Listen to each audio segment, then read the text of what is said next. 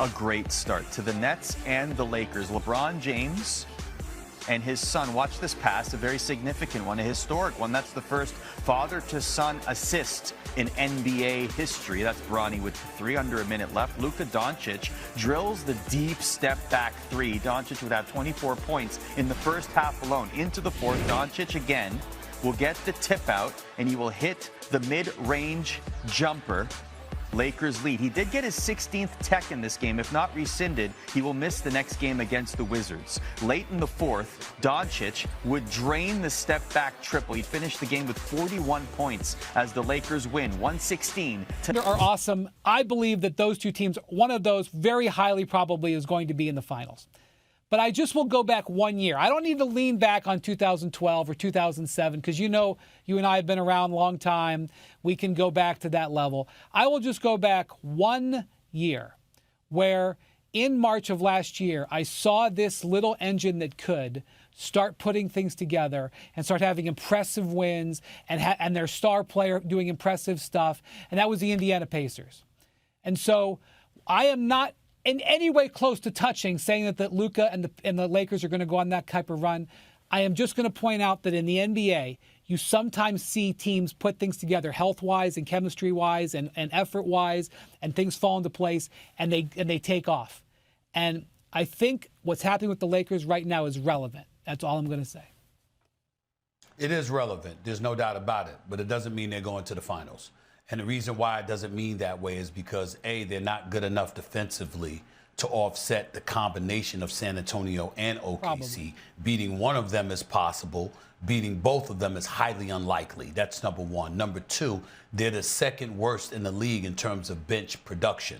So as great as Luka is, as great as LeBron has been, as great as Austin Reeves and others can be and have been, the fact remains that depth is an issue with the Los Angeles Lakers, and that is a problem you do not need to have when you're talking about San Antonio and OKC being two teams that are roadblocks and impediment to the success that you're hoping to achieve.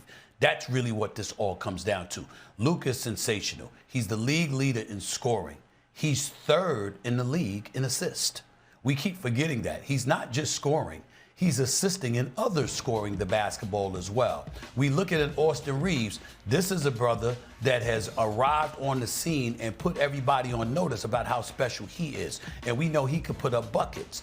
You look at LeBron, he's playing center at times. He's putting up triple-doubles at times. He's dunking, leading the league in fast break points. And in the open court is playing above the rim in his 23rd season in the NBA, which is nothing short of phenomenal. So we're seeing all of these things. So the question to ask yourself when you ask a question like this is the combination of Luka, AR, and LeBron enough to bring you a championship?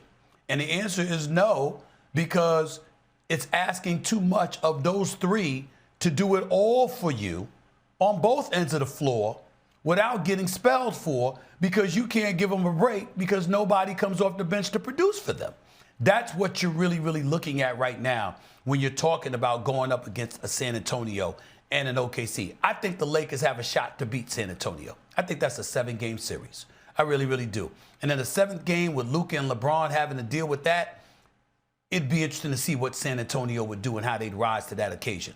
Oklahoma City obviously is a different beast in and of itself because they're champions, they're tried and tested, and they've got a superstar in Shai Gilgeous-Alexander that ain't going anywhere. And Jalen Williams just got back, and Lord help everybody if he gets his legs under him.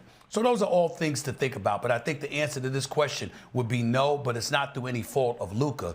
It's the fact that they lack depth, particularly with their bench. And you know what? Defensively, they're better, but they're still not great. Period. That's true. And that's true. I will say this, Shea. I think the Lakers have 2 games left with Oklahoma City, one in OKC, one here in Los Angeles. And OKC is in a reasonably serious fight for the number 1 seed, which I think they want. So I don't think they're going to shut guys down for those games.